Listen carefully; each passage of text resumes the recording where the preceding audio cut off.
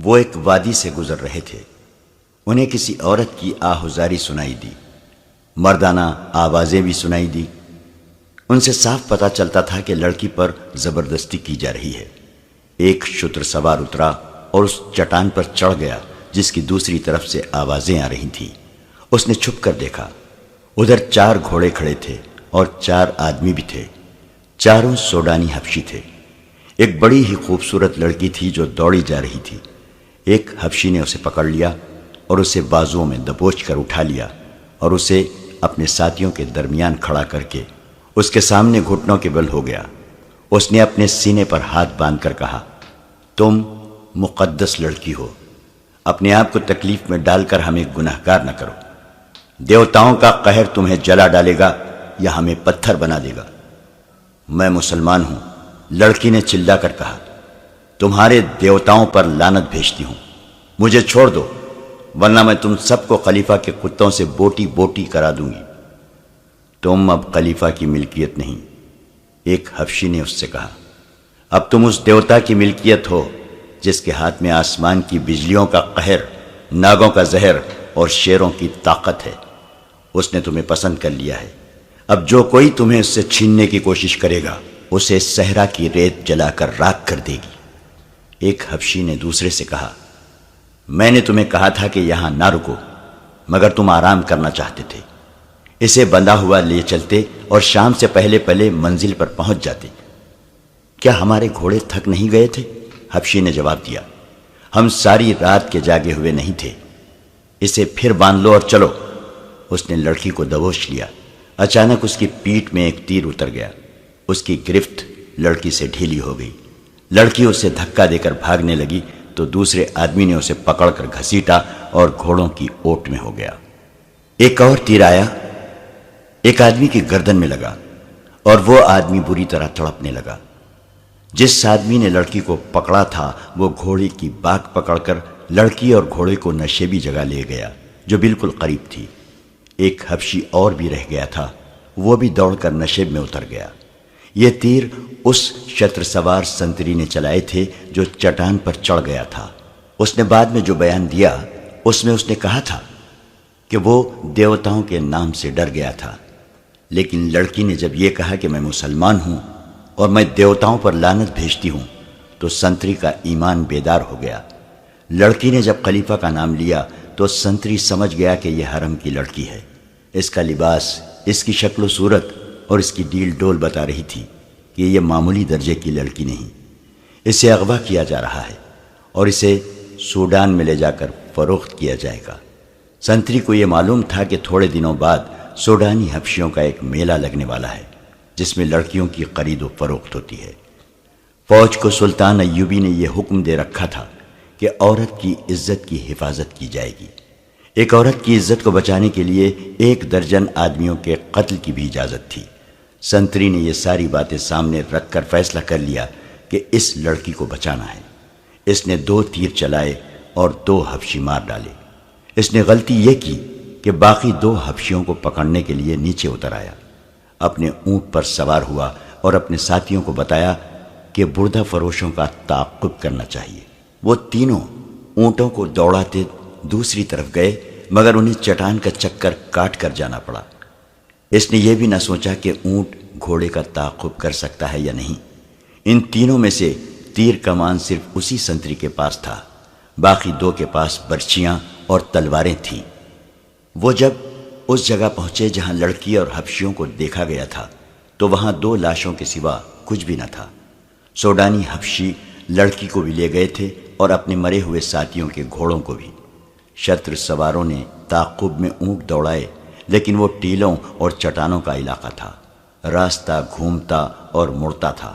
انہیں بھاگتے گھوڑوں کے ٹاپو سنائی دے رہے تھے جو دور ہٹتے گئے اور خاموش ہو گئے۔ شتر سواروں نے دونوں لاشیں اونٹوں پر لادیں اور واپس آ گئے۔ انہیں معلوم تھا کہ یہ لاشیں کس کی ہیں، یہ عام قسم کے بردہ فروشوں کی بھی ہو سکتی تھیں۔ انہیں اٹھا لانا ضروری نہ تھا، لیکن لڑکی خلیفہ کی معلوم ہوتی تھی، اس لیے لاشیں اٹھانا ضروری سمجھا گیا تاکہ یہ معلوم ہو سکے کہ اغوا کرنے والے کون ہیں۔ صلاح الدین ایوبی پریشانی اور غصے کے عالم میں ٹہل رہا تھا۔ کمرے میں اس کے مشیر اور معتمد بیٹھے تھے، یہ اس کے دوست بھی تھے، وہ سر جھکائے بیٹھے تھے۔ سلطان ایوبی اپنے آپ کو ہمیشہ قابو میں رکھتا تھا، وہ کبھی جذباتی نہیں ہوا تھا، غصہ پی جایا کرتا تھا اور ذہن کو پوری طرح قابو میں رکھ کر سوچا اور فیصلہ کیا کرتا تھا۔ ایسے حالات نے بھی اسے آزمایا تھا جن میں جابر جنگجو بھی ہتھیار ڈال دیا کرتے تھے۔ وہ محاصروں میں بھی لڑا تھا اور اس حال میں بھی محاصرے میں رہا تھا کہ اس کے سپاہیوں کے حوصلے ٹوٹ گئے تھے۔ قلعے میں کھانے پینے کے لیے بھی کچھ نہ رہا تھا اور سپاہیوں کے ترکش بھی خالی ہو گئے تھے۔ اس کے سپاہی اس انتظار میں تھے کہ وہ ہتھیار ڈال کر انہیں اس اذیت اور موت سے بچا لے گا، لیکن سلطان ایوبی نے صرف اپنا حوصلہ ہی مضبوط نہ رکھا بلکہ سپاہیوں میں بھی نئی روح پھونک دی۔ مگر اس روز سلطان ایوبی کو اپنے آپ پر قابو نہیں رہا تھا، چہرے پر غصہ بھی تھا، گھبراہٹ بھی۔ یہی وجہ تھی کہ سب خاموش بیٹھے تھے۔ آج پہلی بار میرا دماغ میرا ساتھ چھوڑ گیا ہے، اس نے کہا۔ کیا یہ ممکن نہیں کہ آپ خلیفہ کے اس پیغام کو نظر انداز کر دیں؟ اس کے نائب سالار الناصر نے کہا۔ میں اسی کوشش میں مصروف ہوں، سلطان ایوبی نے کہا، لیکن الزام کی نوعیت دیکھو جو مجھ پر عائد کیا گیا ہے۔ میں نے اس کے حرم کی ایک لڑکی اغوا کروائی ہے۔ استغفر اللہ، اللہ مجھے معاف کرے، اس نے میری توہین میں کوئی کسر نہیں چھوڑی۔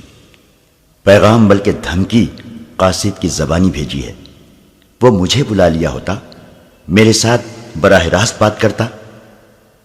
میں پھر بھی یہی مشورہ دوں گا کہ آپ اپنے آپ کو ٹھنڈا کیجیے، بہاؤالدین شداد نے کہا۔ میں سوچ یہ رہا ہوں، کیا واقعی حرم سے کوئی لڑکی اغوا ہوئی ہے؟ سلطان ایوبی نے کہا۔ یہ جھوٹ معلوم ہوتا ہے، اسے پتہ چل گیا ہوگا کہ میں نے خطبے میں سے اس کا نام نکلوا دیا ہے۔ اس کے جواب میں اس نے مجھ پر یہ الزام لگا کر کہ میں نے اس کے حرم کی ایک لڑکی اغوا کرائی ہے، انتقام لینے کی کوشش کی ہے۔ سلطان ایوبی نے عیسیٰ الحکاری فقیہ سے کہا، ایک حکم نامہ مصر کی تمام مسجدوں کے نام جاری کر دو کہ آئندہ کسی مسجد میں خطبے میں خلیفہ کا ذکر نہیں کیا جائے گا۔ آپ اس کے ہاں چلے جائیں اور اس سے بات کریں، الناصر نے کہا۔ اسے صاف الفاظ میں بتا دیں کہ خلیفہ قوم کی عزت کا نشان ہوتا ہے، لیکن اس کا حکم نہیں چل سکتا، خصوصاً اس صورتحال میں جب حالات جنگی ہیں اور دشمن کا خطرہ باہر سے بھی ہے اور اندر سے بھی موجود ہے۔ میں تو یہاں تک مشورہ دوں گا کہ اس کے محافظ دستے کی نفری کم کر دیں، سوڈانی حبشیوں کی جگہ مصری دستہ رکھیں اور اس کے محل کے اخراجات کم کریں۔ میں اس کے نتائج سے آگاہ ہوں، ہمیں مقابلہ کرنا ہی پڑے گا، ہمیں اللہ پر بھروسہ رکھنا چاہیے۔ میں نے ہمیشہ اپنے اللہ پر بھروسہ کیا ہے، سلطان ایوبی نے کہا۔ خدائے ذوالجلال مجھے اس ذلت سے بھی بچا لے گا۔ دربار اندر آیا، سب نے اس کی طرف دیکھا۔ اس نے کہا، صحرا کے گشتی دستے کا کماندار اپنے 3 سپاہیوں کے ساتھ آیا ہے، وہ 2 سوڈانیوں کی لاشیں لائے ہیں۔ سب نے دربان کی مداخلت کو اچھی نظر سے نہ دیکھا۔ اس وقت سلطان ایوبی بڑے ہی اہم اور خفیہ اجلاس میں مصروف تھا، لیکن سلطان نے دربان سے کہا، انہیں اندر بھیج دو۔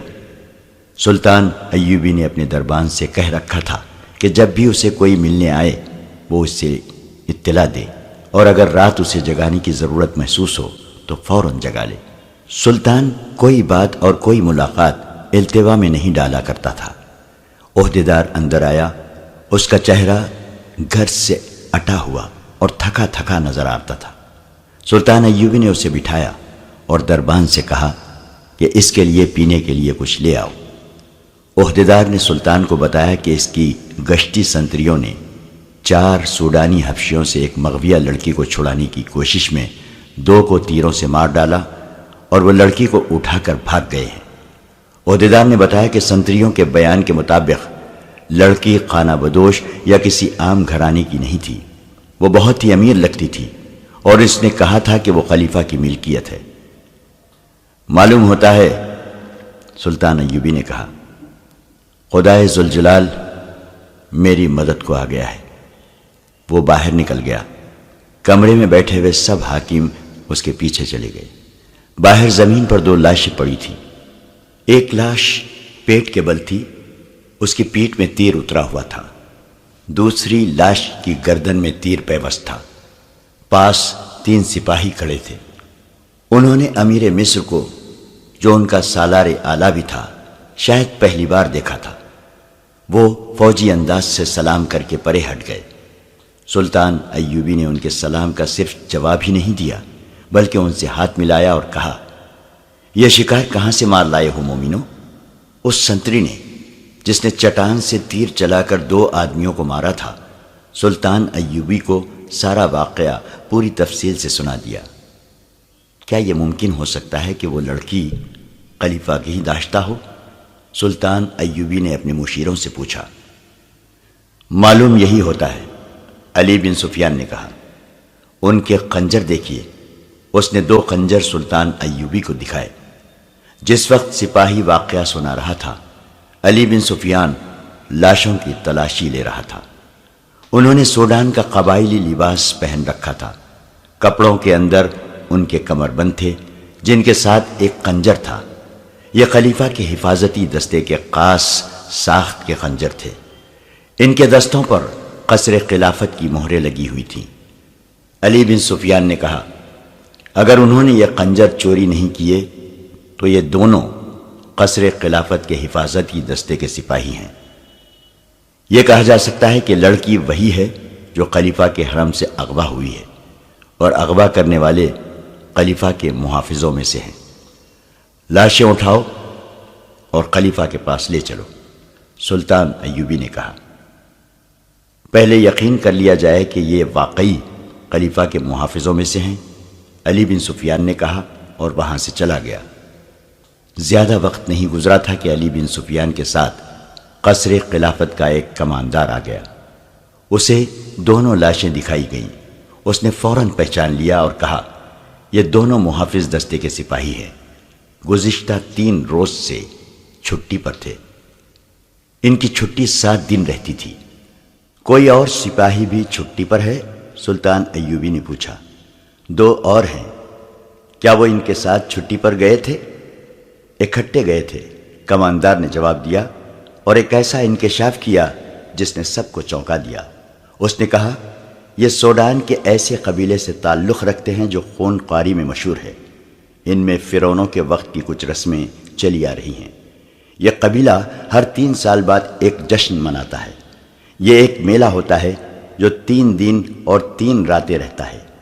دن ایسے مقرر کرتے ہیں کہ چوتھی رات چاند پورا ہوتا ہے۔ میلے میں وہ لوگ بھی جاتے ہیں جن کا اس قبیلے کے ساتھ کوئی تعلق نہیں ہوتا، وہ صرف عیاشی کے لیے جاتے ہیں۔ میلے میں لڑکیوں کی خرید و فروخت کے لیے باقاعدہ منڈی لگتی ہے۔ اس میلے سے 1 ماہ پہلے ارد گرد بلکہ قاہرہ تک کے لوگ جن کی بیٹیاں جوان ہو گئی ہوں ہوشیار اور چوکس ہو جاتے ہیں۔ وہ لڑکیوں کو باہر نہیں جانے دیتے۔ ان دنوں خانہ بدوش بھی اس علاقے سے دور چلے جاتے ہیں۔ لڑکیاں اغوا ہوتی ہیں اور اس میلے میں فروخت ہو جاتی ہیں۔ یہ چاروں سوڈانی اسی میلے کے لیے چھٹی پر گئے ہوئے تھے۔ میلہ 3 روز بعد شروع ہو رہا ہے۔ کیا ان کے متعلق یہ کہا جا سکتا ہے کہ خلیفہ کے حرم کی لڑکی انہوں نے اغوا کی ہوگی؟ علی بن سفیان نے پوچھا۔ میں یقین کے ساتھ نہیں کہہ سکتا، کماندار نے جواب دیا۔ یہ کہہ سکتا ہوں کہ ان دنوں میں اس قبیلے کے لوگ جان کا خطرہ مول لے کر بھی لڑکیاں اغوا کرنے کی کوشش کرتے ہیں، اور یہ خونخوار اتنے ہیں کہ اگر کسی لڑکی کے وارث میلے میں چلے جائیں اور اپنی لڑکی لینے کی کوشش کریں تو انہیں قتل کر دیا جاتا ہے۔ لڑکیوں کے گاہکوں میں مصر کے امیر، وزیر اور حاکم بھی ہوتے ہیں۔ میلے میں ایسے عارضی قہبہ خانے کھل جاتے ہیں جہاں جوا، شراب اور عورت کے شیدائی دولت لٹاتے ہیں۔ اس جشن کی آخری رات بڑی پراسرار ہوتی ہے۔ کسی خفیہ جگہ ایک نوجوان اور غیر معمولی طور پر حسین لڑکی کو قربان کیا جاتا ہے۔ یہ کسی کو بھی معلوم نہیں کہ لڑکی کو کہاں اور کس طرح قربان کیا جاتا ہے۔ یہ کام ان کا ایک مذہبی پیشوا، جسے حبشی خدا بھی کہتے ہیں، کرتا ہے۔ ان کے ساتھ بہت تھوڑے سے خاص آدمی اور 4-5 لڑکیاں ہوتی ہیں۔ لوگوں کو لڑکی کا کٹا ہوا سر اور خون دکھایا جاتا ہے، جسے دیکھ کر یہ قبیلہ پاگلوں کی طرح ناشتہ اور شراب پیتا ہے۔ خلیفہ نے محافظ دستے کا ناک میں دم کر رکھا تھا۔ تمام تر محافظ دستہ دھوپ میں کھڑا تھا۔ سورج غروب ہونے میں کچھ دیر باقی تھی۔ اس دستے کو صبح کھڑا کیا گیا تھا۔ کمانداروں اور عہدیداروں کو بھی کھانے کی اجازت دی گئی تھی، نہ پانی کی۔ جب رجب بار بار آتا اور اعلان کرتا تھا کہ لڑکی محافظوں کی مدد کے بغیر اغوا نہیں کی جا سکتی تھی۔ جس کسی نے اغوا میں مدد دی ہے وہ سامنے آ جائے، ورنہ تمہیں یہیں بھوکا اور پیاسا مار دیا جائے گا۔ اگر لڑکی خود باہر گئی ہوتی تو تم میں سے کسی نہ کسی نے ضرور دیکھی ہوتی۔ ان دھمکیوں کا کچھ اثر نہیں ہو رہا تھا۔ سب کہتے تھے کہ وہ بے گناہ ہیں۔ خلیفہ رجب کو ٹکنے نہیں دے رہا تھا۔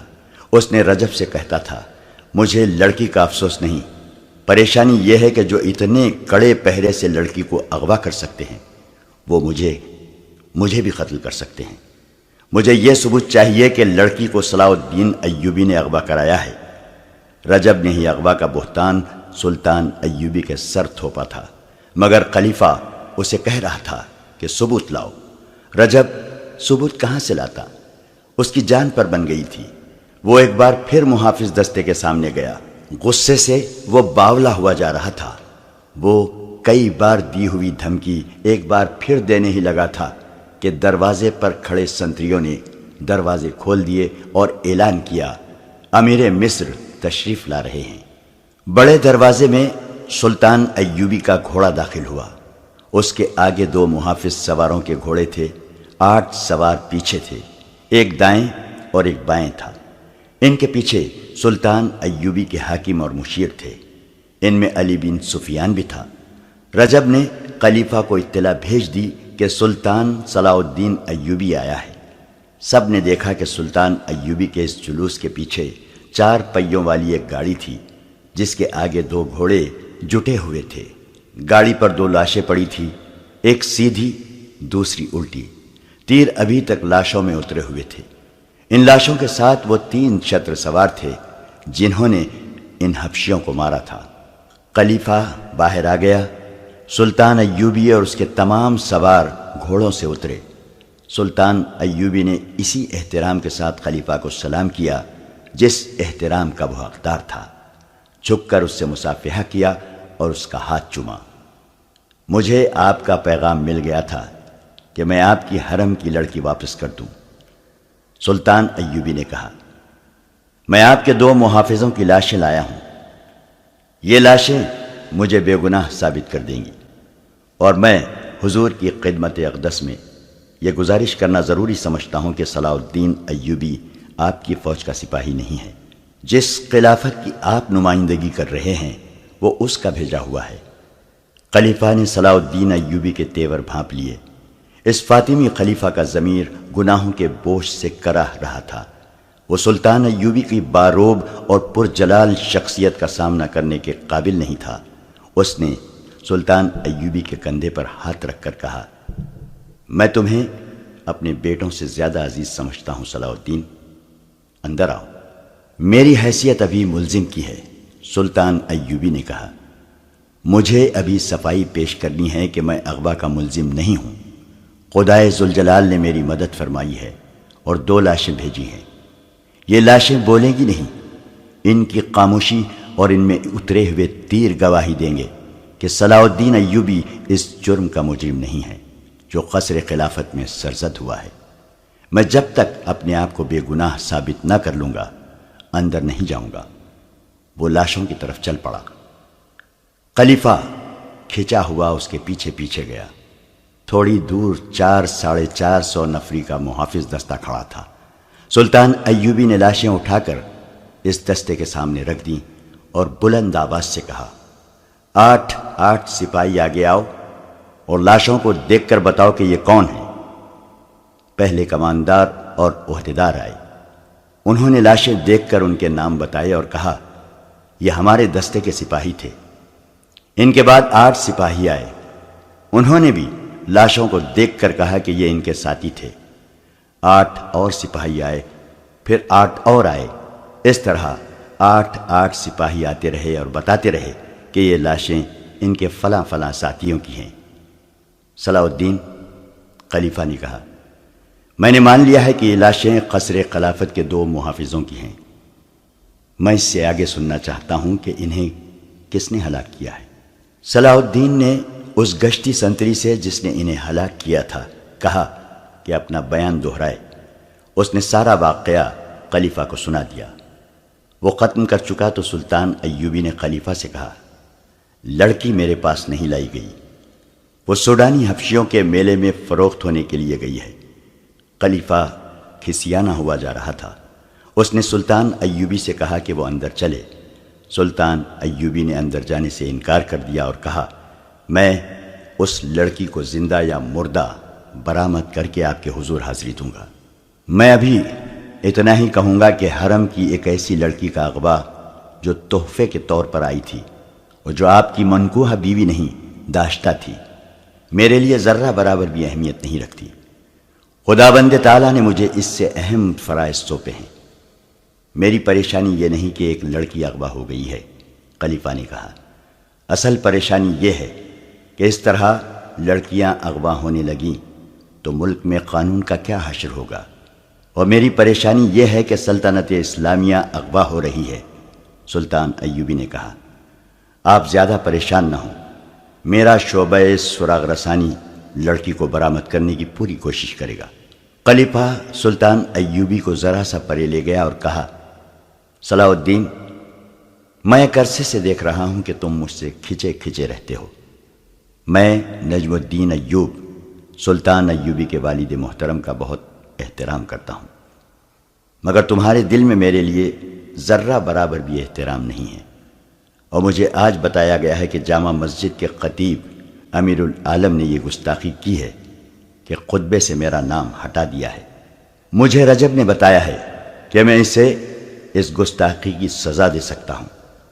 میں تم سے پوچھنا چاہتا ہوں کہ اس نے تمہاری شے پر تو ایسا نہیں کیا؟ میری شے پر نہیں، میرے حکم پر اس نے خلیفہ کا نام خطبے سے حذف کیا ہے۔ سلطان ایوبی نے کہا، صرف آپ کا نام نہیں بلکہ ہر اس خلیفہ کا نام خطبے سے ہٹا دیا گیا ہے جو آپ کے بعد آئے گا اور جو اس کے بعد آئے گا۔ کیا یہ حکم فاطمی خلافت کو کمزور کرنے کے لیے جاری کیا گیا ہے؟ خلیفہ نے پوچھا۔ مجھے شک ہے کہ یہاں عباسی خلافت لائی جا رہی ہے۔ حضور بہت بوڑھے ہو گئے ہیں، سلطان ایوبی نے کہا۔ قرآن نے شراب کو اسی لیے حرام کہا ہے کہ اس سے دماغ معوف ہو جاتا ہے۔ سلطان نے ذرا سوچ کر کہا، میں نے فیصلہ کیا ہے کہ کل سے آپ کے محافظ دستے میں رد و بدل ہوگا اور رجب کو میں واپس لے کر آپ کو نیا کماندار دوں گا، لیکن میں رجب کو یہاں رکھنا چاہتا ہوں۔ خلیفہ نے کہا، میں حضور سے درخواست کرتا ہوں کہ فوجی معاملات میں دخل دینے کی کوشش نہ کریں۔ سلطان ایوبی نے کہا اور علی بن سفیان کی طرف متوجہ ہوا جو 5 حبشی محافظوں کو ساتھ لیے آ رہا تھا۔ یہ 5 اسی قبیلے سے تعلق رکھتے ہیں۔ علی بن سفیان نے کہا، میں نے اس دستے سے مخاطب ہو کر کہا کہ اس قبیلے کے کوئی آدمی یہاں ہوں تو باہر آ جائیں۔ یہ 5 صفوں سے باہر آ گئے۔ ان کے متعلق مجھے ان کے کماندار نے بتایا ہے کہ پرسوں سے چھٹی پر جا رہے تھے۔ میں انہیں اپنے ساتھ لے جا رہا ہوں، لڑکی کے اغوا میں ان کا ہاتھ ہو سکتا ہے۔ صلاح الدین نے رجب کو بلا کر کہا، کل یہاں دوسرا کماندار آ رہا ہے، آپ میرے پاس آ جائیں گے، میں آپ کو منجنیقوں کی کمان دینا چاہتا ہوں۔ رجب کے چہرے کا رنگ بدل گیا۔ ام ارارہ کو گھوڑے پر ڈالے ہوئے جب وہ 2 حبشی اتنی دور نکل گئے جہاں انہیں تعاقب کا خطرہ نہ رہا تو انہوں نے گھوڑے روک دیے۔ لڑکی ایک بار پھر آزاد ہونے کو تڑپنے لگی۔ حبشیوں نے اس سے کہا، اس کا تڑپنا بیکار ہے، اب اگر اسے وہ آزاد بھی کر دیں تو وہ اس ریگستان سے زندہ نہیں نکل سکے گی۔ انہوں نے یہ بھی کہا کہ وہ اسے بے آبرو نہیں کرنا چاہتے۔ اگر ان کی نیت ایسی ہوتی تو وہ اس کے ساتھ وحشیوں جیسا سلوک کر چکے ہوتے۔ ام ارارہ حیران تھی کہ انہوں نے اسے چھیڑا تک نہیں تھا۔ انہیں تو جیسے احساس ہی نہیں تھا کہ اتنی دلکش لڑکی ان کے رحم و کرم پر ہے۔ ان میں سے ایک نے جو مارا جا چکا تھا، مرنے سے پہلے اس کے سامنے گھٹنوں کے بل بیٹھ کر التجا کی تھی کہ وہ تڑپ تڑپ کر اپنے آپ کو اذیت میں نہ ڈالے۔ ام عرارہ نے ان سے پوچھا کہ اسے کہاں لے جایا جا رہا ہے، تو اسے جواب دیا گیا کہ اسے آسمان کے دیوتا کی ملکہ بنانے کے لیے لے جا رہے ہیں۔ انہوں نے لڑکی کی آنکھوں پر پٹی باندھ دی اور اٹھا کر گھوڑے پر بٹھا دیا۔ اس نے آزاد ہونے کی کوشش ترک کر دی۔ اس نے دیکھ لیا تھا کہ یہ کوشش بے سود ہے۔ گھوڑے چل پڑے اور ام عرارہ ایک حبشی کے آگے گھوڑے پر بیٹھی ہچکولے کھاتی رہی۔ ایک جگہ رک کر اس کے منہ میں پانی ڈالا گیا اور گھوڑے چل پڑے۔ بہت دیر بعد خنکی سے ام عرارہ نے محسوس کیا کہ رات ہو گئی ہے۔ گھوڑے رک گئے۔ اس وقت تک اس نازک لڑکی کا جسم مسلسل گھوڑ سواری سے ٹوٹ چکا تھا۔ دہشت سے اس کا دماغ بیکار ہو گیا تھا۔ اسے گھوڑے رکتے ہی اپنے ارد گرد 3-4 مردوں اور 3 عورتوں کی ملی جلی آوازیں سنائی دینے لگیں۔ یہ زبان اس کی سمجھ سے بالا تھی۔ یہی حبشی راستے میں اس کے ساتھ عربی زبان میں باتیں کرتے تھے۔ ان کا لہجہ عربی نہیں تھا۔ ابھی اس کی آنکھوں سے پٹی نہیں کھولی گئی تھی۔ اس کی تو جیسے زبان بھی بند ہو گئی تھی۔ اسے کسی نے اٹھا کر کسی نرم چیز پر بٹھا دیا۔ یہ پالکی تھی۔ پالکی اوپر کو اٹھی اور اس کا یہ ایک نیا سفر شروع ہو گیا۔ اس کے ساتھ ہی دف کی ہلکی ہلکی گوجدار تھاپ سنائی دینے لگی اور عورتیں گانے لگیں۔ اس گانے کے الفاظ تو وہ سمجھ نہ سکتی تھی۔ اس کی لے میں جادو کا اثر تھا۔ یہ اثر ایسا تھا جس نے ام عرارہ کے خوف میں اضافہ کر دیا، لیکن اس خوف میں ایسا تاثر بھی پیدا ہونے لگا جیسے اس پر نشہ یا خمار طاری ہو رہا ہو۔ رات کی خنکی خمار میں لذت سی پیدا کر رہی تھی۔ ام عرارہ نے یہ چاہتے ہوئے کہ وہ پالکی سے کود جائے اور بھاگ اٹھے اور یہ لوگ اسے جان سے مار دیں، اس نے ایسی جرأت نہ کی۔ وہ محسوس کر رہی تھی کہ وہ ان انسانوں کے قبضے میں نہیں بلکہ کوئی اور ہی طاقت ہے جس نے اس پر قابو پا لیا ہے، اور اب وہ اپنی مرضی سے کوئی حرکت نہیں کر سکے گی۔ وہ محسوس کرنے لگی کہ پالکی بردار سیڑھیاں چڑھ رہے ہیں۔ وہ چڑھتے گئے۔ کم و بیش 30 سیڑھیاں چڑھ کر وہ ہموار چلنے لگے اور چند قدم چل کر رک گئے۔ پالکی زمین پر رکھ دی گئی۔ ام عرارہ کی آنکھوں سے پٹی کھول کر کسی نے اس کی آنکھوں پر ہاتھ رکھ لیے۔ تھوڑی دیر بعد ان ہاتھوں کی انگلیاں کھلنے لگیں اور لڑکی کو روشنیاں دکھائی دینے لگیں۔ آہستہ آہستہ ہاتھ اس کی آنکھوں سے ہٹ گئے۔ وہ ایک ایسی عمارت میں کھڑی تھی جو ہزاروں سال پرانی نظر آتی تھی۔ گول ستون اوپر تک چلے گئے تھے۔ ایک وسیع ہال تھا جس پر فرش روشنیوں میں چمک رہا تھا۔ دیواروں کے ساتھ ڈنڈے سے لگے ہوئے تھے اور ڈنڈوں کے سروں پر مشلوں کے شعلے تھے۔ اندر کی فضا میں ایسی خوشبو تھی جس کی مہک اس کے لیے نئی تھی۔ دف کی ہلکی ہلکی تھاپ اور عورتوں کا گیت اسے سنائی دے رہا تھا۔ یہ تھاپ اور یہ لے حال میں ایسی گونج پیدا کر رہی تھی جس میں خواب کا تاثر تھا۔ اس نے سامنے دیکھا، ایک چبوترا تھا جس کی 8-10 سیڑھیاں تھیں۔ چبوترے پر پتھر کے بت کا منہ اور سر تھا۔ اس کی ٹھوڑی کے نیچے تھوڑی سی گردن تھی، تھوڑی سی ماتھے تک۔ یہ پتھر کا چہرہ قداور انسان سے بھی 1.5-2 فٹ اونچا تھا۔ منہ کھلا ہوا تھا جو اتنا چوڑا تھا کہ ایک آدمی ذرا سا جھک کر اس میں داخل ہو سکتا تھا۔ منہ میں سفید دانت بھی تھے۔ یوں لگتا تھا جیسے یہ چہرہ قہقہے لگا رہا ہو۔ اس کے دونوں کانوں سے ڈنڈے نکلے ہوئے تھے جن کے باہر والے سروں پر مشعلیں جل رہی تھیں۔ اچانک اس کی آنکھیں جو کم و بیش گز گز بھر چوڑی تھیں چمکنے لگی، ان میں روشنی پھوٹنے لگی۔ عورتوں کے گیت کی لے بدل گئی۔ دف کی تھاپ میں جوش پیدا ہو گیا۔ پتھر کے منہ کے اندر روشنی ہو گئی۔ لمبے لمبے سفید چوکے پہنے ہوئے 2 آدمی جھک کر منہ سے باہر آئے۔ منہ کے آگے 3 سیڑھیاں تھیں۔ ان آدمیوں کے رنگ سیاہ اور سروں پر پرندوں کے لمبے لمبے رنگا رنگ پر بندھے ہوئے تھے۔ منہ سے باہر آ کر ایک دائیں طرف اور ایک بائیں طرف کھڑا ہو گیا۔ مان بعد پتھر کے منہ میں ایک اور آدمی نمودار ہوا۔ وہ بھی جھک کر باہر آیا۔ وہ ذرا بوڑھا لگتا تھا۔ اس کا چوغا سرخ رنگ کا تھا اور اس کے سر پر تاج تھا۔ ایک سانپ جو مصنوعی تھا اس کے دائیں کندھے پر کنڈلی مارے اور پھن پھیلائے بیٹھا تھا، اور ایک بائیں کندھے پر۔ دونوں سانپوں کے رنگ سیاہ تھے۔ ارارا پر ایسا روب طاری ہوا کہ وہ سن ہو کے کھڑی رہی۔ یہ آدمی جو اس قبیلے کا مذہبی پیشوا یا پروہت تھا، چبوترے کی سیڑھیاں اتر آیا۔ وہ آہستہ آہستہ ارارا تک آیا اور دونوں گھٹنے فرش پر رکھ کر اس نے لڑکی کے دونوں ہاتھ اپنے ہاتھوں میں لے کر چوم لیے۔ اس نے لڑکی سے عربی زبان میں کہا، تم ہو وہ خوش نصیب لڑکی جسے میرے دیوتا نے پسند کیا ہے، میں تمہیں مبارکباد پیش کرتا ہوں۔ ارارا بیدار ہو گئی۔ اس نے روتے ہوئے کہا، میں کسی دیوتا کو نہیں مانتی۔ اگر تم دیوتاؤں کو مانتے ہو تو میں تمہیں انہی کا واسطہ دے کر کہتی ہوں کہ مجھے چھوڑ دو۔ مجھے یہاں کیوں لائے ہو؟ یہاں جو بھی آتی ہے یہی کہتی ہے، پروہت نے کہا، لیکن اس پر اس مقدس جگہ کا راز کھلتا ہے تو کہتی ہے کہ میں یہاں سے جانا نہیں چاہتی۔ میں جانتا ہوں تم مسلمانوں کے خلیفہ کی محبوبہ ہو، مگر جس نے تمہیں پسند کیا ہے اس کے آگے دنیا کے خلیفے اور آسمانوں کے فرشتے سجدے کرتے ہیں۔ تم جنت میں آ گئی ہو۔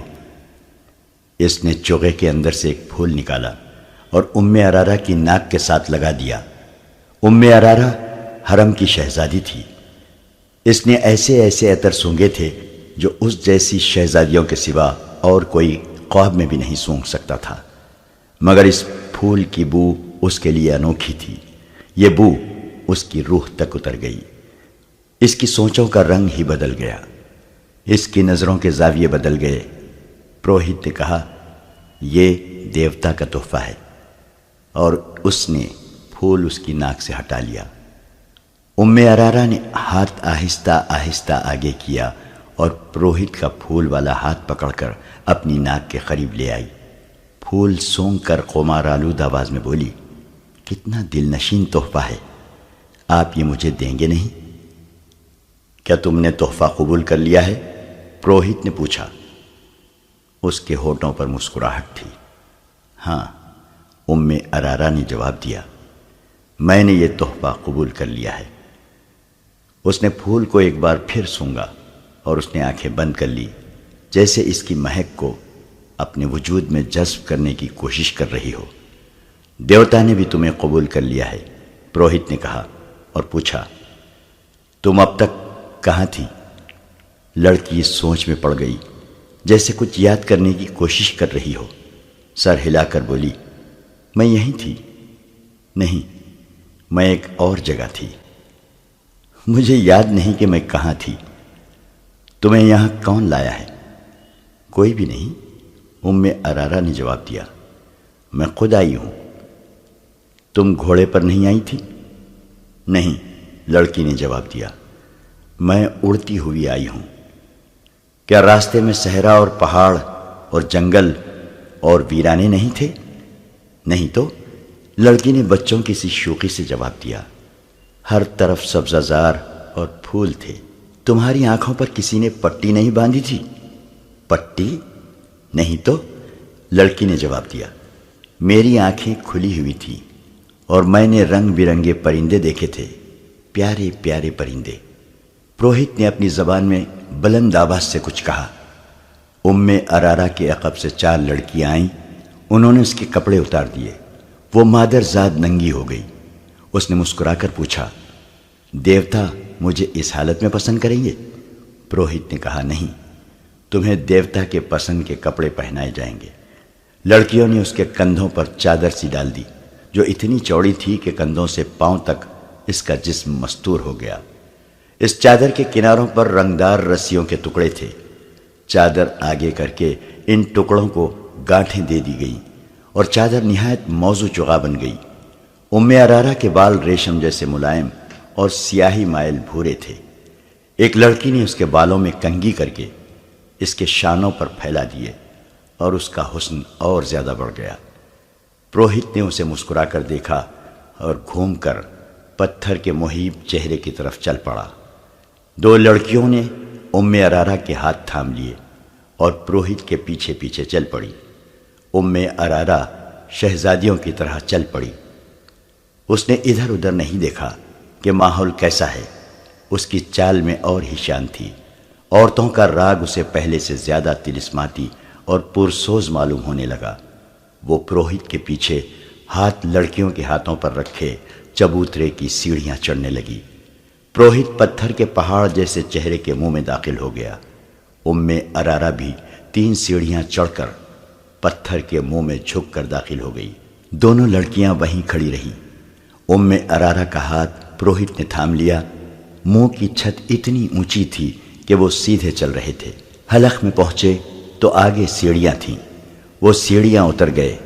یہ ایک تہہ خانہ تھا جہاں قندیلیں روشن تھیں۔ اس کمرے میں بھی مہک تھی۔ یہ کمرہ کشادہ نہیں تھا، چھت اونچی نہیں تھی۔ اس کی دیواریں اور چھت درختوں کے پتوں اور پھولوں سے ڈھکی ہوئی تھیں۔ فرش پر ملائم گھاس اور گھاس پر پھول بچھے ہوئے تھے۔ ایک کونے میں خوشنما سراہی اور پیالے رکھے تھے۔ پروہت نے سراہی سے 2 پیالے بھرے، ایک ارارا کو دیا۔ دونوں نے پیالے ہونٹوں سے لگائے اور خالی کر دیے۔ دیوتا کب آئے گا؟ ارارا نے پوچھا۔ تم نے ابھی اسے پہچانا نہیں؟ پروہت نے کہا۔ تمہارے سامنے کون کھڑا ہے؟ ارارا اس کے پاؤں میں بیٹھ گئی اور بولی، ہاں میں نے پہچان لیا ہے۔ تم وہ نہیں ہو جسے میں نے اوپر دیکھا تھا۔ تم نے مجھے قبول کر لیا ہے؟ ہاں، پروہت نے کہا، آج سے تم میری دلہن ہو۔ میں آپ کو اور کچھ نہیں بتا سکتا۔ میرے باپ نے مجھے بتایا تھا کہ پروہت لڑکی کو پھول سنگھاتا ہے جس کی خوشبو سے لڑکی کے ذہن سے نکل جاتا ہے کہ وہ کیا تھی، کہاں سے آئی ہے اور کس طرح لائی گئی ہے۔ وہ پروہت کی لونڈی بن جاتی ہے اور اسے دنیا کی گندی چیزیں بھی خوبصورت دکھائی دیتی ہیں۔ پروہت 3 راتیں اسے اپنے ساتھ تہہ خانے میں رکھتا ہے۔ یہ انکشاف ان 5 سوڈانی حبشیوں میں سے ایک علی بن سفیان کے سامنے کر رہا تھا، جنہیں اس نے خلیفہ کے محافظ دستے میں سے نکالا تھا۔ یہ 5 اسی قبیلے میں سے تھے جس قبیلے کے وہ 4 تھے جنہوں نے ارارا کو اغوا کیا تھا۔ اپنے ساتھ لے جا کر علی بن سفیان نے ان 5 سے کہا تھا کہ چونکہ وہ اسی قبیلے کے ہیں جو تیسرے سال کے آخر میں جشن مناتا ہے اور وہ چھٹی پر جا رہے تھے، اس لیے انہیں معلوم ہوگا کہ لڑکی کس طرح اغوا ہوئی ہے۔ ان 5 نے کہا کہ انہیں اغوا کا علم ہی نہیں۔ علی بن سفیان نے انہیں یہ لالچ بھی دیا کہ وہ سچ بتا دیں گے تو انہیں کوئی سزا نہیں دی جائے گی۔ پھر بھی وہ لا علمی کا اظہار کر رہے تھے۔ یہ قبیلہ وحشیانہ مزاج اور خونخواری کی وجہ سے مشہور تھا۔ انہیں سزا کا ڈر ذرہ برابر بھی نہ تھا۔ 5 بہت دلیری سے انکار کر رہے تھے۔ آخر علی بن سفیان کو وہ طریقے آزمانے پڑے جو پتھر کو بھی پگھلا دیتے ہیں۔ 5 کو الگ الگ کر کے علی بن سفیان انہیں اس جگہ لے گیا جہاں چیخیں اور آہ و بکا کوئی نہیں سنتا تھا۔ مسلسل اذیت اور تشدد سے کوئی ملزم مر جائے تو کسی کو پرواہ نہیں ہوتی تھی۔ یہ 5 سوڈانی بڑے ہی سخت جان معلوم ہوتے تھے۔ وہ رات بھر اذیت سہتے رہے۔ علی بن سفیان رات بھر جاگتا رہا۔ آخر انہیں اس امتحان میں ڈالا گیا جو آخری حربہ سمجھا جاتا تھا۔ یہ تھا چکر شکنجا۔ رہٹ کی طرح چوڑے اور بہت بڑے پہیے پر ملزم کو الٹا لٹا کر ہاتھ رسیوں سے چکر کے ساتھ باندھ دیے جاتے اور پاؤں ٹخنوں سے رسیاں ڈال کر فرش میں گاڑے ہوئے کیلوں سے کس دیے جاتے تھے۔ پہیے کو ذرا سا آگے چلایا جاتا تو ملزم کے بازو کندھوں سے اور ٹانگیں کولہوں سے الگ ہونے لگتی تھیں۔ بعض اوقات ملزم کو کھینچ کر پہیے کو ایک جگہ روک لیا جاتا تھا۔ اذیت کا یہ طریقہ ملزموں کو بے ہوش کر دیتا تھا۔ سحر کے وقت ایک ادھیڑ عمر حبشی نے علی بن سفیان سے کہا، میں سب کچھ جانتا ہوں لیکن دیوتا کے ڈر سے نہیں بتاتا۔ دیوتا مجھے بہت بری موت ماریں گے۔ کیا اس سے بڑھ کر کوئی بری موت ہو سکتی ہے جو میں تمہیں دے رہا ہوں؟ علی بن سفیان نے کہا، اگر تمہارے دیوتا سچے ہوتے تو وہ تمہیں اس شکنجے سے نکال نہ لیتے۔ تم اگر مرنے سے ڈرتے ہو تو موت یہاں بھی موجود ہے۔ تم بات کرو، میرے ہاتھ میں ایک ایسا دیوتا ہے جو تمہیں تمہارے دیوتا سے بچا لے گا۔ یہ سوڈانی حبشی کئی بار بے ہوش ہو چکا تھا، اسے دیوتا تو نہیں موت صاف نظر آ رہی تھی۔ علی بن سفیان نے اس کی زبان کھول لی، اسے شکنجے سے کھول کر کھلایا پلایا اور آرام سے لٹا دیا۔ اس نے اعتراف کیا کہ ام ارارہ کو ان کے قبیلے کے 4 آدمیوں نے اغوا کیا تھا۔ وہ چاروں چھٹی چلے گئے تھے۔ انہوں نے اغوا کی رات اور وقت بتا دیا تھا۔ یہ 5 حبشی جو علی بن سفیان کے قبضے میں تھے اس رات پہرے پر تھے۔ اغوا کرنے والوں میں سے 2 کو اندر آنا تھا۔ انہیں بڑے دروازے سے داخل کرنے کا انتظام انہوں نے کیا تھا اور انہیں اغوا اور فرار میں پوری مدد دی تھی۔ اس حبشی نے بتایا کہ اس لڑکی کو دیوتا کی قربان گاہ پر قربان کیا جائے گا۔ ہر 3 سال بعد ان کا قبیلہ 4 روزہ جشن مناتا ہے، لیکن لڑکی اپنے قبیلے کی نہیں ہوتی۔ شرط یہ ہے کہ لڑکی غیر ملکی ہو، سفید رنگ کی ہو، اونچے درجے کے خاندان کی ہو اور اتنی خوبصورت ہو کہ لوگ دیکھ کر ٹھٹک جائیں۔ تو اس کا مطلب یہ ہے کہ ہر 3 سال بعد تمہارا قبیلہ باہر سے خوبصورت لڑکی اغوا کر کے لاتا ہے۔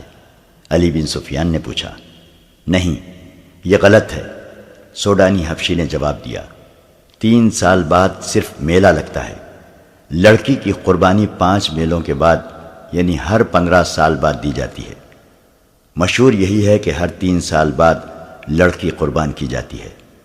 اس نے اپنے باپ کے حوالے سے وہ جگہ بتائی جہاں قربانی دی جاتی تھی۔ پروہت کو وہ دیوتا کا بیٹا کہتا تھا جہاں میلہ لگتا تھا۔ اس سے 1.5 میل جتنی دور ایک پہاڑی علاقہ تھا جہاں جنگل بھی تھا۔ یہ علاقہ زیادہ وسیع اور عریض نہیں تھا۔ اس کے متعلق مشہور تھا کہ وہاں دیوتا رہتے ہیں اور ان کی خدمت کے لیے جن اور پریاں بھی رہتی ہیں۔ لوگ اس لیے یہ باتیں مانتے تھے کہ ہر طرف صحرا اور اس میں جزیرے کی طرح کچھ علاقہ پہاڑی اور سرسبز تھا جو قدرت کا ایک عجوبہ تھا۔ یہ دیوتاؤں کا مسکن ہی ہو سکتا تھا۔ اس علاقے میں فرعونوں کے وقتوں کے کھنڈر تھے۔ وہاں ایک جھیل بھی تھی جس میں چھوٹے مگرمچھ رہتے تھے۔ قبیلے کا کوئی آدمی سنگین جرم کرے تو اسے پروہت کے حوالے کر دیا جاتا۔ پروہت اسے زندہ جھیل میں پھینک دیتا جہاں مگرمچھ اسے کھا جاتے تھے۔ پروہت انہی کھنڈروں میں رہتا تھا۔ وہاں ایک بہت بڑا پتھر کا سر اور منہ تھا جس میں دیوتا رہتا تھا۔ ہر 15ویں سال کے آخری دنوں میں باہر سے ایک لڑکی اغوا کر کے لائی جاتی جو پروہت کے حوالے کر دی جاتی تھی۔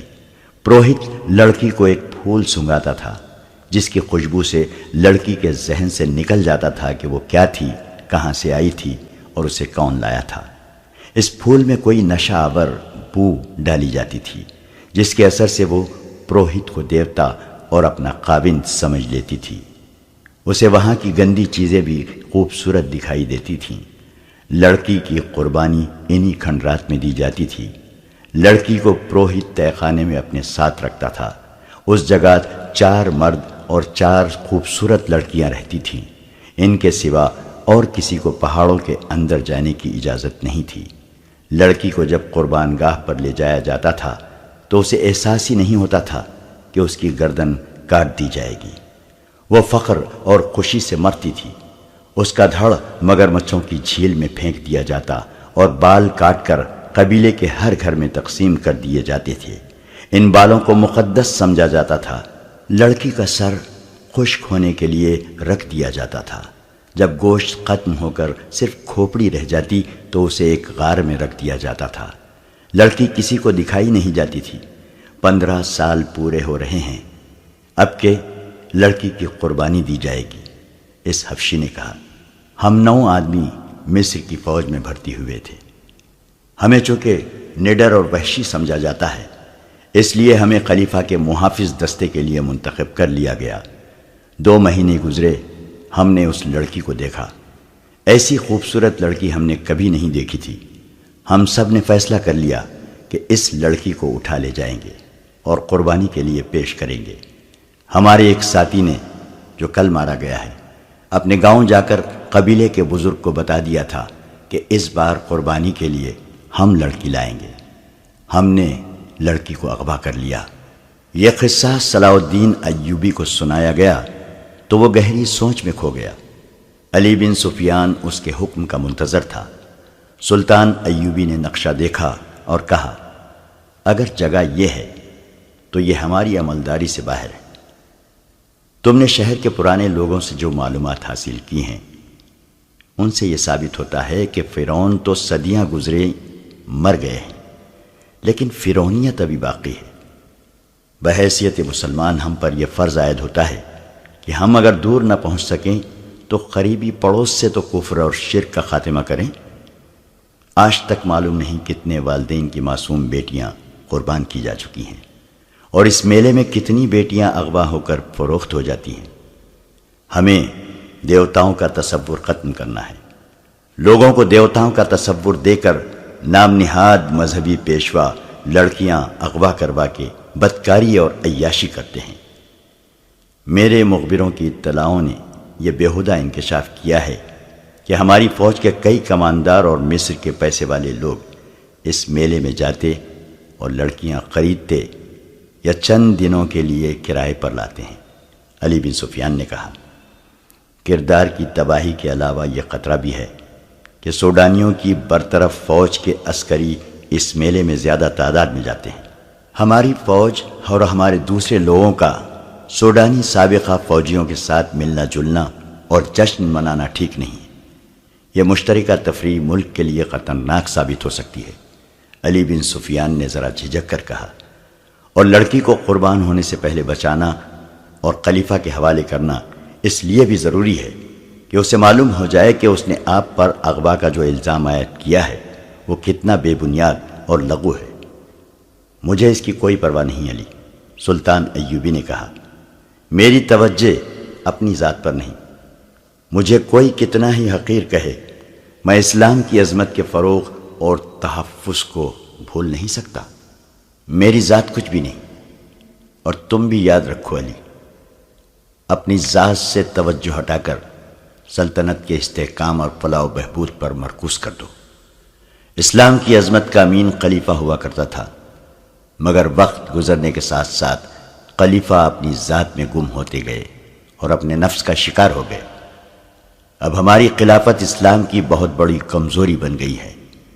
صلیبی ہماری اس کمزوری کو استعمال کر رہے ہیں۔ اگر تم کامیابی سے اپنے فرائض نبھانا چاہتے ہو تو اپنی ذات اور اپنے نفس سے دستبردار ہو جاؤ۔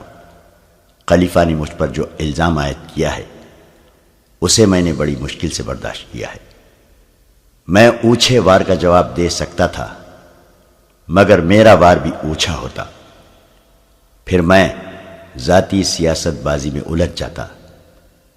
مجھے خطرہ یہی نظر آ رہا ہے کہ ملت اسلامیہ کسی دور میں جا کر اپنے ہی حکمرانوں کی ذاتی سیاست بازیوں، خود پسندی، نفس پرستی اور اقتدار کی ہوس کی نظر ہو جائے گی۔ گستاخی کی معافی چاہتا ہوں محترم امیر، علی بن سفیان نے کہا۔ اگر آپ اس لڑکی کو قربان ہونے سے بچانا چاہتے ہیں تو حکم صادر فرمائیے۔ وقت بہت تھوڑا ہے، پرسوں سے میلہ شروع ہو رہا ہے۔ فوج میں یہ حکم فوراً پہنچا دو کہ اس میلے میں کسی فوجی کو شریک ہونے کی اجازت نہیں ہے۔ سلطان ایوبی نے نائب سالار کو بلا کر کہا، خلاف ورزی کرنے والے کو اس کے عہدے اور رتبے سے قطع نظر 50 کوڑے سر عام لگائے جائیں گے۔ اس حکم کے بعد اسکیم بننے لگی۔ متعلقہ حکام کو سلطان ایوبی نے بلا لیا تھا۔ اس نے سب سے کہا تھا کہ ہمارا مقصد یہ ہے کہ اس طلسم کو توڑنا ہے۔ یہ جگہ فرعونیت کی آخری نشانی معلوم ہوتی ہے۔ پہلے فوج کشی زیر بحث آئی، جو اس وجہ سے خارج از بحث کر دی گئی کہ اسے اس قبیلے کے لوگ اپنے اوپر باقاعدہ حملہ سمجھیں گے۔ لڑائی ہوگی جس میں میلہ دیکھنے والے بے گناہ لوگ بھی مارے جائیں گے، اور عورتوں اور بچوں کے مارے جانے کا بھی خطرہ ہے۔ یہ حل بھی پیش کیا گیا کہ اس سوڈانی حبشی کو رہنما کے طور پر ساتھ رکھا جائے اور اس جگہ چھاپا مار بھیجے جائیں جہاں لڑکی کو قربان کیا جائے گا۔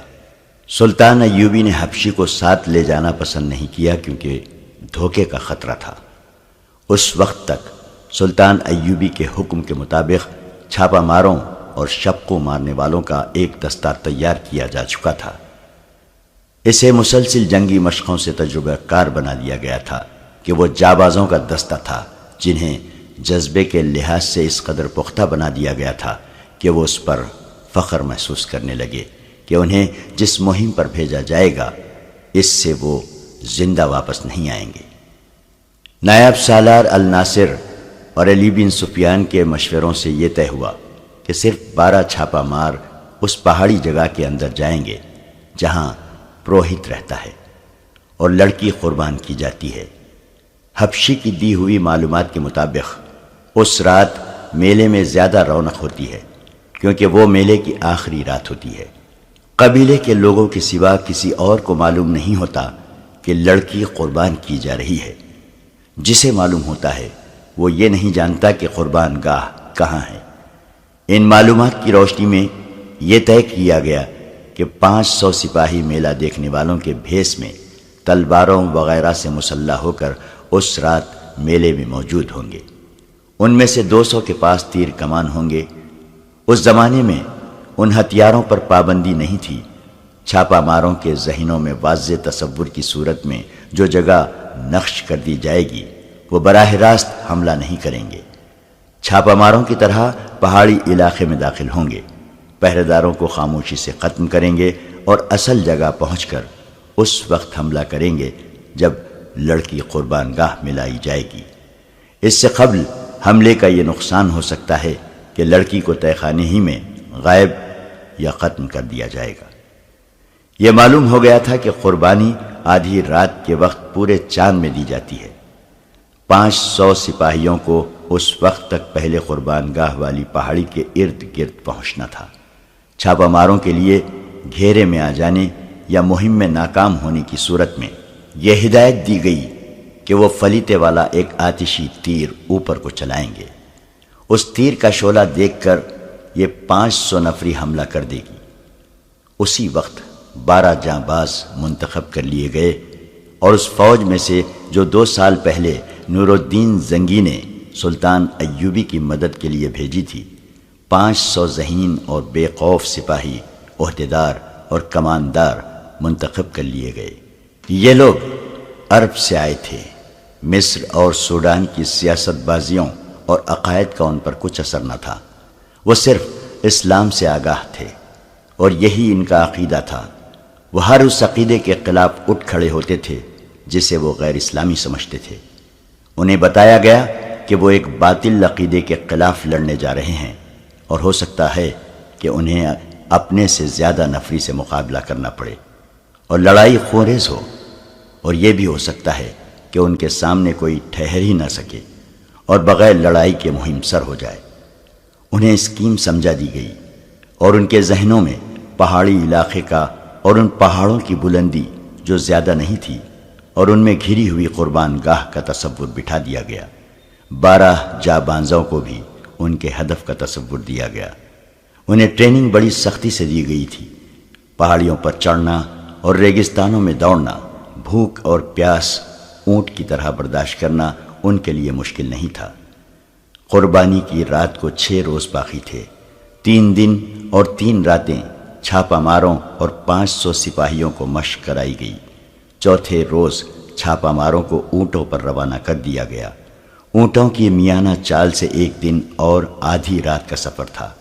شتربانوں کو حکم دیا گیا تھا کہ چھاپا ماروں کو پہاڑی علاقے سے دور جہاں وہ کہیں اتار کر واپس آ جائیں۔ 500 کے دستے کو تماشائیوں کے بھیس میں 2-2 4-4 کی ٹولیوں میں گھوڑوں اور اونٹوں پر روانہ کیا گیا۔ انہیں جانور اپنے ساتھ رکھنے تھے۔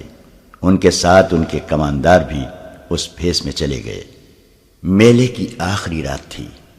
پورا چاند ابھرتا آ رہا تھا۔ صحرا کی فضا شیشے کی طرح شفاف تھی۔ میلے میں انسانوں کے ہجوم کا کوئی شمار نہ تھا۔ کہیں نیم برہنہ لڑکیاں رقص کر رہی تھیں اور کہیں گانے والیوں نے مجمع لگا رکھا تھا۔ سب سے زیادہ بھیڑ اس چبوترے کے ارد گرد تھی جہاں لڑکیاں نیلام ہو رہی تھیں۔ ایک لڑکی کو چبوترے پر لایا جاتا، گاہک اسے ہر طرف سے دیکھتے، اس کا منہ کھول کر دانت دیکھتے، بالوں کو الٹا پلٹا کر کے دیکھتے۔ جسم کی سختی اور نرمی محسوس کرتے اور بولی شروع ہو جاتی۔ وہاں جوا بھی تھا، شراب بھی تھی۔ اگر وہاں نہیں تھا تو قانون نہیں تھا، پوری آزادی تھی۔ دور دور سے آئے ہوئے لوگوں کے خیمے میلے کے ارد گرد نصب تھے۔ تماشائی مذہب اور اخلاق کی پابندیوں سے آزاد تھے۔ انہیں معلوم نہیں تھا کہ ان سے تھوڑی ہی دور جو پہاڑیاں ہیں، ان میں ایک خوبصورت لڑکی کو ذبح کرنے کے لیے تیار کیا جا رہا ہے، اور وہاں ایک انسان دیوتا بنا ہوا ہے۔ وہ اتنا ہی جانتے تھے کہ ان پہاڑیوں میں گھرا ہوا علاقہ دیوتاؤں کا پایہ تخت ہے، جہاں جن اور بھوت پہرا دیتے ہیں، اور کوئی انسان وہاں جانے کی سوچ بھی نہیں سکتا۔ انہیں یہ بھی معلوم نہ تھا کہ ان کے درمیان اللہ کے 500 سپاہی گھوم پھر رہے ہیں، اور 12 انسان دیوتاؤں کے پایہ تخت کی حدود میں داخل ہو چکے ہیں۔ صلاح الدین ایوبی کے 12 چھاپہ ماروں کو بتایا گیا تھا کہ پہاڑیوں کے اندرونی علاقے میں داخل ہونے کا راستہ کہاں ہے، لیکن وہاں سے وہ داخل نہیں ہو سکتے تھے، کیونکہ وہاں پہرے کا خطرہ تھا۔ انہیں بہت دشوار راستے سے اندر جانا تھا۔ انہیں بتایا گیا تھا کہ پہاڑیوں کے ارد گرد کوئی انسان نہیں ہوگا، مگر وہاں انسان موجود تھے، جس کا مطلب یہ تھا کہ اس حبشی نے علی بن سفیان کو غلط بتایا تھا کہ اس علاقے کے گرد کوئی پہرا نہیں ہوتا۔ پہاڑیوں کا یہ خطہ 1 میل بھی لمبا نہیں تھا اور اسی قدر چوڑا تھا۔ وہ چونکہ تربیت یافتہ چھاپہ مار تھے، اس لیے وہ بکھر کر اور احتیاط سے آگے گئے تھے۔ ایک چھاپہ مار کو اتفاق سے ایک درخت کے قریب ایک متحرک سایہ نظر آیا۔ چھاپہ مار چھپتا اور رینگتا اس کے عقب میں چلا گیا، قریب جا کر اس پر جھپٹ پڑا، اس کی گردن بازو کے شکنجے میں لے کر خنجر کی نوک اس کے دل پر رکھ دی۔ گردن ڈھیلی چھوڑ کر اس سے پوچھا کہ تم یہاں کیا کر رہے ہو اور یہاں کس قسم کا پہرا ہے؟ وہ حبشی تھا۔ چھاپہ مار عربی بول رہا تھا جو حبشی سمجھ نہیں سکتا تھا۔ اتنے میں ایک اور چھاپہ مار آ گیا، اس نے بھی خنجر حبشی کے سینے میں رکھ دیا۔ انہوں نے اشاروں سے پوچھا تو حبشی نے اشاروں میں جواب دیا، جس سے شک ہوتا تھا کہ یہاں پہرا موجود ہے۔ اس حبشی کی شیرک کاٹ دی گئی اور چھاپہ مار اور زیادہ محتاط ہو کر آگے بڑھے۔ یکلخت جنگل آ گیا، آگے پہاڑی تھی، چاند اوپر اٹھتا آ رہا تھا، لیکن درختوں اور پہاڑیوں نے اندھیرا کر رکھا تھا۔ وہ پہاڑی پر ایک دوسرے سے ذرا دور اوپر چڑھتے گئے۔ اندر کے علاقے میں جہاں لڑکی کو پروہت کے حوالے کیا گیا تھا، کوئی اور ہی سرگرمی تھی۔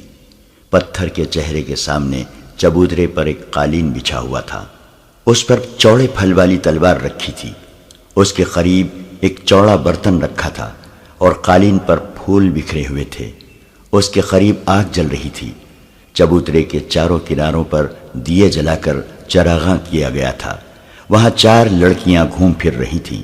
ان کا لباس 2 چوڑے پتے تھے اور باقی جسم برہنہ۔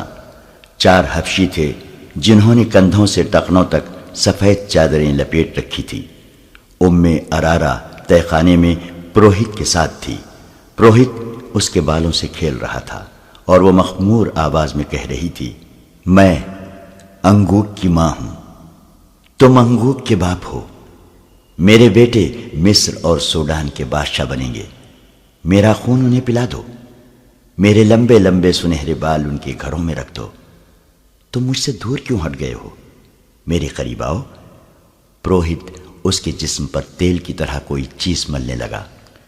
انگوک غالباً اس قبیلے کا نام تھا۔ ایک عربی لڑکی کو نشے کے قمار نے اس قبیلے کی ماں اور پروہت کی بیوی بنا دیا تھا۔ وہ قربان ہونے کے لیے تیار ہو گئی تھی۔ پروہت آخری رسوم پوری کر رہا تھا۔ 12 چھاپہ مار رات کے کیڑوں کی طرح رینگتے ہوئے پہاڑیوں پر چڑھتے اترتے اور ٹھوکریں کھاتے آ رہے تھے۔ بہت ہی دشوار گزار علاقہ تھا۔ بیشتر جھاڑیاں خاردار تھیں۔ چاند سر پر آ گیا تھا۔ انہیں درختوں میں سے روشنی کی کرنیں دکھائی دینے لگی۔ ان کرنوں میں انہیں ایک حبشی کھڑا نظر آیا، جس کی ایک ہاتھ میں برچھی اور دوسری میں لمبوتری ڈھال تھی۔ وہ بھی دیوتاؤں کے پائے تخت کا پہرے دار تھا۔ اسے خاموشی سے مارنا ضروری تھا۔ وہ ایسی جگہ کھڑا تھا جہاں اس پر غضب سے حملہ نہیں کیا جا سکتا تھا۔ آمنے سامنے کا مقابلہ موضوع نہیں تھا۔ ایک چھاپا مار جھاڑیوں میں چھپ کر بیٹھ گیا، دوسرے نے اس کے سامنے ایک پتھر پھینکا جس نے گر کر اور لڑک کر آواز پیدا کی۔ حبشی بتکا اور اس طرف آیا۔ وہ چونکہ جھاڑی میں چھپے ہوئے چھاپا مار کے سامنے آیا، اس کی گردن ایک بازو کے شکنجے میں آ گئی اور ایک خنجر اس کے دل میں اتر گیا۔ چھاپا مار کچھ دیر وہاں رکے اور احتیاط سے آگے چل پڑے۔ ارارا قربانی کے لیے تیار ہو چکی تھی۔ پروہت نے آخری بار اسے اپنے سینے سے لگایا اور اس کا ہاتھ تھام کر سیڑھیوں کی طرف چل پڑا۔ باہر کے 4 حبشی مردوں اور لڑکیوں کو پتھر کے سر اور چہرے کے منہ میں روشنی نظر آئی تو وہ منہ کے سامنے سجدے میں گر گئے۔ پروہت نے اپنی زبان میں ایک اعلان کیا اور منہ سے اتر آیا۔ ارارا اس کے ساتھ تھی۔ اسے وہ قالین پر لے گیا۔ مرد اور لڑکیاں ان کے ارد گرد کھڑی ہو گئی۔ ارارا نے عربی زبان میں کہا، میں انگوک کے بیٹوں اور بیٹیوں کے لیے اپنی گردن کٹوا رہی ہوں۔ میں ان کے گناہوں کا کفارہ ادا کر رہی ہوں۔ میری گردن کاٹ دو، میرا سر انگوک کے دیوتا کے قدموں میں رکھ دو۔ دیوتا اس سر پر مصر اور سوڈان کا تاج رکھیں گے۔ 4 آدمی اور لڑکیاں ایک بار پھر سجدے میں گر گئیں۔ پروہت نے ارارا کو قالین پر 2 زانوں بٹھا کر اس کا سر آگے کو جھکا دیا اور وہ تلوار اٹھا لی جس کا پھل پورے ہاتھ جتنا چوڑا تھا۔ ایک چھاپا مار جو سب سے آگے تھا رک گیا۔ اس نے سرگوشی کر کے پیچھے آنے والے کو روک لیا۔ پہاڑی کی بلندی سے انہیں چبوترا اور پتھر کا سر نظر آیا۔ چبوترے پر ایک لڑکی 2 زانو بیٹھی تھی جس کا سر جھکا ہوا تھا۔ شفاف چاندنی، چراغاں اور بڑی مشعلوں نے سورج کی روشنی کا سما بنا رکھا تھا۔ لڑکی کے پاس کھڑے آدمی کے ہاتھ میں تلوار تھی۔ 2 زانو بیٹھی ہوئی لڑکی برہنہ تھی۔ اس کے جسم کا رنگ بتا رہا تھا کہ حبشی قبیلے کی لڑکی نہیں۔ چھاپا مار دور تھے اور بلندی پر تھے، وہاں سے تیر قطع جانے کا خطرہ تھا، مگر وہ جس پہاڑی پر تھے اس کے آگے ڈھلان نہیں تھی بلکہ سیدھی دیوار تھی جس سے اترنا ناممکن تھا۔ وہ جان گئے کہ لڑکی قربان کی جا رہی ہے اور اسے بچانے کے لیے وقت اتنا تھوڑا ہے کہ وہ اڑ کر نہ پہنچیں تو اسے بچا نہیں سکیں گے۔ انہوں نے چوٹی سے نیچے دیکھا۔ چاندنی میں انہیں ایک جھیل نظر آئی۔ انہیں بتایا گیا تھا کہ وہاں ایک جھیل ہے جس میں مگرمچھ رہتے ہیں۔ دائیں طرف ڈھلان تھی لیکن وہ بھی تقریباً دیوار کی طرح۔ وہاں جھاڑیاں اور درخت تھے۔ انہیں پکڑ پکڑ کر اور ایک دوسرے کے ہاتھ تھام کر وہ ڈھلان اترنے لگے۔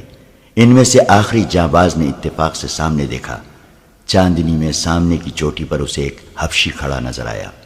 اس کے ایک ہاتھ میں ڈھال تھی اور دوسرے ہاتھ میں برچھی جو اس نے تیر کی طرح پھینکنے کے لیے تان رکھی تھی۔ چھاپا ماروں پر چاندی نہیں پڑ رہی تھی۔ حبشی ابھی شک میں تھا۔ آخری چھاپا مار نے کمان میں تیر ڈالا۔ رات کی خاموشی میں کمان کی آواز سنائی دی۔ تیر حبشی کی شہرک میں لگا اور وہ لڑکتا ہوا نیچے آ رہا۔ چھاپا مار ڈھلان اترتے گئے، گرنے کا خطرہ ہر قدم پر تھا۔ پروہت نے تلوار کی دھار ارارا کی گردن پر رکھی اور اوپر اٹھائی۔ لڑکیوں اور مردوں نے سجدے سے اٹھ کر 2 زانو بیٹھتے ہوئے پرسوز اور دھیمی آواز میں کوئی گانا شروع کر دیا۔ یہ ایک گونج تھی جو اس دنیا کی نہیں لگتی تھی۔ پہاڑیوں میں گھری ہوئی اس تنگ سی وادی میں ایسا طلسم طاری ہوا جا رہا تھا جو باہر کے کسی بھی انسان کو یقین دلا سکتا تھا کہ یہ انسانوں کی نہیں دیوتاؤں کی سرزمین ہے۔ پروہت تلوار کو اوپر لے گیا۔ اب تو 1-2 سانسوں کی دیر تھی۔ تلوار نیچے کو آنے ہی لگی تھی کہ ایک تیر پروہت کی بغل میں دھس گیا۔ اس کا تلوار والا ہاتھ ابھی نیچے نہیں گرا تھا کہ 3 تیر بیک وقت اس کے پہلو میں اتر گئے۔ لڑکیوں کی چیخیں سنائی دی، مرد کسی کو آواز دینے لگے۔ تیروں کی ایک اور باڑ آئی جس نے 2 مردوں کو گرا دیا۔ لڑکیاں جدھر منہ آیا دوڑ پڑیں۔ ارارا اس شور و غل اور اپنے گرد تڑپتے ہوئے اور خون میں ڈوبے ہوئے جسموں سے بے نیاز سر جھکائے بیٹھی تھی۔ چھاپا مار بہت تیز دوڑتے آئے، چبوترے پر چڑھے اور ارارا کو ایک نے اٹھا لیا۔ وہ ابھی تک نشے کی حالت میں باتیں کر رہی تھی۔ ایک جانباز نے اپنا کرتا اتار کر اسے پہنا دیا۔ اسے لے کر چلے ہی تھے کہ ایک طرف سے 12-13 حبشی برچھیاں اور ڈھالے اٹھائے دوڑتے آئے۔ چھاپا مار بکھر گئے، ان میں 4 کے پاس تیر کمانیں تھیں، انہوں نے تیر برسائے، باقی چھاپا مار ایک طرف چھپ گئے۔ جب حبشی آگے آئے تو عقب سے ان پر حملہ کر دیا۔ ایک تیر انداز نے کمان میں فلیتے والا تیر نکالا، فلیتے کو آگ لگائی اور کمان میں ڈال کر اوپر کو چھوڑ دیا۔ تیر دور اوپر جا کر رکا تو اس کا شعلہ جو رفتار کی وجہ سے دب گیا تھا، رفتار ختم ہوتے ہی بھڑکا اور نیچے آنے لگا۔ میلے کی رونق ابھی مان نہیں پڑی تھی۔ تماشائیوں میں سے 500 تماشائی میلے سے الگ ہو کر اس پہاڑی خطے کی طرف دیکھ رہے تھے۔